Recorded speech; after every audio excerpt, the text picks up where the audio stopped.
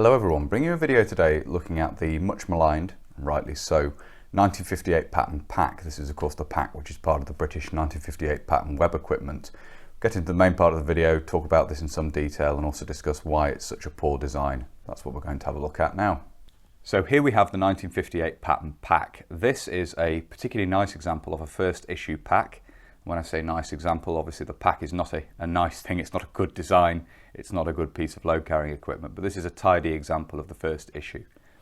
Just to get into what makes this a first issue, it has little crimp tips on the straps and it has stiffening pieces in the sides of the flaps for the side pockets there. So the second issue deleted the stiffening here to simplify the design, simplify the manufacture slightly, and then the third issue, as well as deleting that, adds better metal tips onto the ends of the straps. These little crimp tips we have here, which are basically copied off American practice, tend to pull off. It's a simpler way of doing things, it's less labour intensive to fit these, but they pull off, so they're not fit for purpose really. These would be replaced with riveted tips, as we've seen on previous examples of British web equipment, which were a lot more sturdy. The pack itself is designed basically on a faulty premise. It's intended mainly for, well, entirely for changing stations. The combat equipment marching order was not really intended for use in the field. That is to say, the 1958 pattern was intended for use in combat equipment fighting order, which is to say with the rear pouches attached, which replaced the load carrying capacity of the haversack from the 1937 pattern equipment and from the 1944 pattern equipment. But you weren't supposed to be carrying the pack in the field. Now obviously this will happen on occasion, and there were plenty of situations where this had happened during both the Second World War and in the 1950s, particularly on operations in Malaya. And indeed the pack from the 1908 and then used with 1937 pattern, that equipment, that pack from those equipment sets had to be pressed into service in some instances to give a greater carrying capacity for use in longer range operations and longer lasting operations in the jungle. The 1944 pattern haversack was enlarged compared to the 1937 pattern haversack, but was still found lacking. Now the 1958 pattern pack is enlarged compared to any of those, but certainly by the latter period of the use of 1958 pattern in the 1970s and 1980s, and even into the early 1990s, the carrying capacity of this, when you take into account the soldiers' load, NBC equipment, etc., the soldiers' spare clothing they're having to carry, waterproof clothing and so forth, the sleeping bag, etc., this is just not a practical way of carrying all that load in the field. It just doesn't work, which is why you see various patterns of Bergen and so forth being introduced. So the pack, as I say, it's a faulty premise. The designers had in mind that this would only be used for changing stations, so you'd only be using this to carry a load. When you're carrying kit on the back, you don't normally need spare clothing, the sleeping bag, that sort of thing, when you're moving from barracks to barracks. That was the intention, that was the idea. A faulty premise, really, which is why the pack is such a poor design for what it is.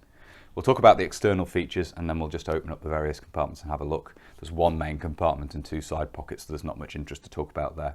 We'll start at the top, at the front here, and we have two straps, two thin straps. You can see these also have the little crimp metal tips, which will be swapped on later issues, on the third issue. These straps at the top can be used to carry the sleeping bag up at the top. That was the real intention of these.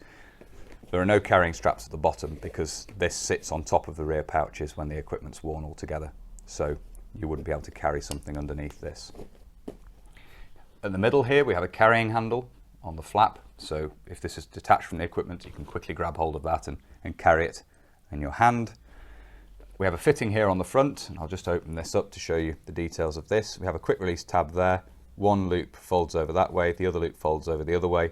And in here you have the male portion of a lift the dot fastener. Now this little spigot is actually used to go through a hole on the handle of the two-part pick, the lightweight pick, or the handle of the lightweight shovel, which are the entrenching tools which were provided for use of this equipment. So you carry that down the back. There is a similar example of one of these on the yoke for when the pack isn't carried, which is obviously the general way the equipment was supposed to be used, so that you can carry the shovel on the back that way as well. But you have this fitting here which allows it to be slung off the back of the pack. So just fasten this up again to show you how that goes together.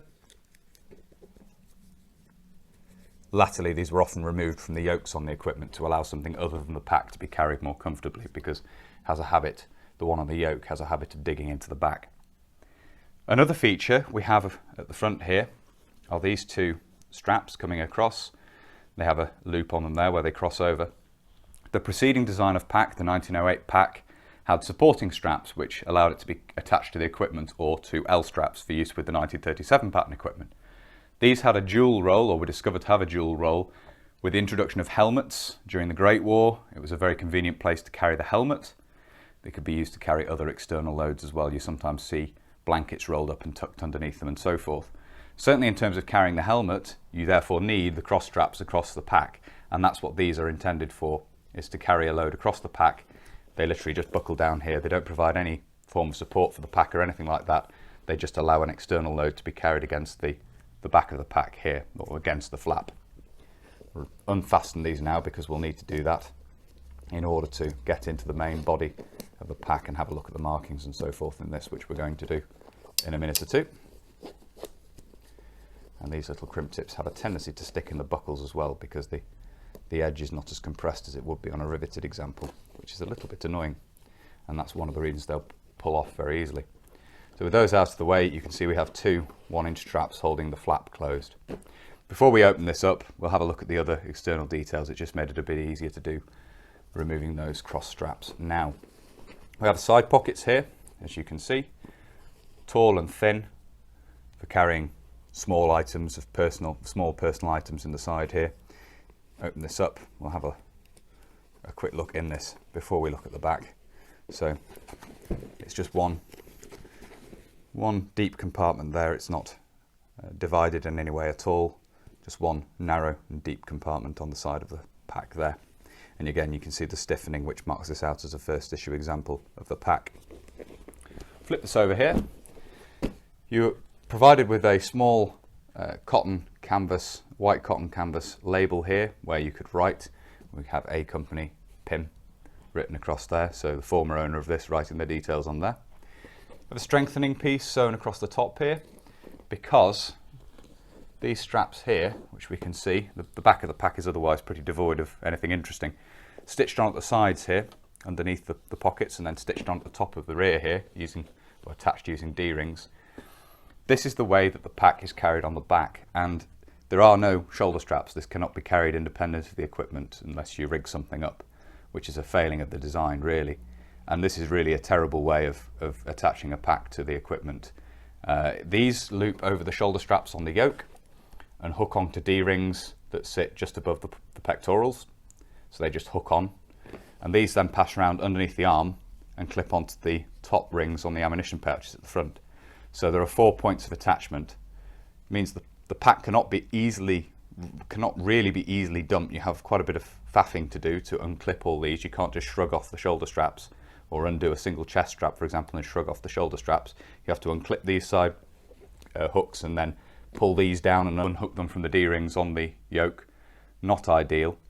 It also means that, as I say, the pack cannot be carried independently, and it's just an uncomfortable and poorly designed way of carrying the pack. What the designers were thinking, I don't know, but it is a really, really poor element of the design, and very much lacking compared to other methods which had been devised previously. It's not like this was some new area that was being moved into. There were other far better methods of carrying a load on the back and attaching it to the equipment, which had been used by British designers previously when it comes to web equipment. And why they went for this in this instance, I do not know. As I say, perhaps the argument that this was only meant to be carried for changing stations, it's only has limited use, would suggest that you don't really need to think too hard about how to attach it to the equipment. But given there were other designs that were far better than this already in existence, why they chose this, still can't fathom.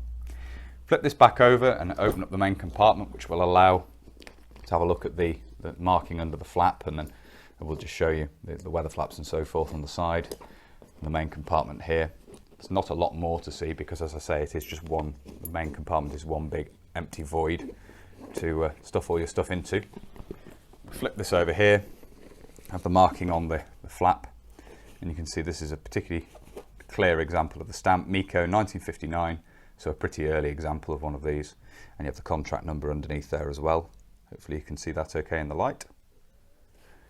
And then you do have weather flaps on each side. These have a small eyelet in them, which in theory allows them to be, rock this back a little bit, we'll be able to see. There we go.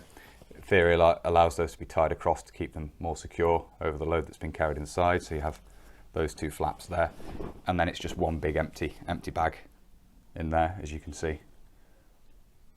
So that obviously this example hasn't seen much use because there's very little to show any signs of wear or tear. It's been issued, we have a marking on the back, but it's not been heavily used, as you can see.